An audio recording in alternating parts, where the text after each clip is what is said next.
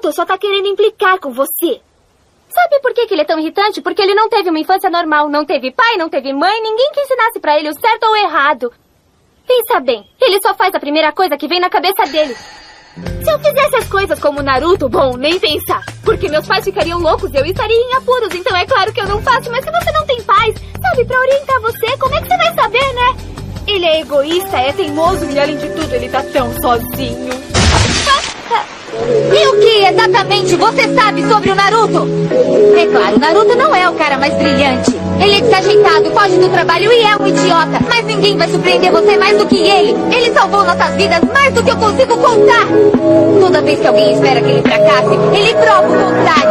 Isso é o que é o Naruto Uzumaki. Tell me pretty lies, look me in the face.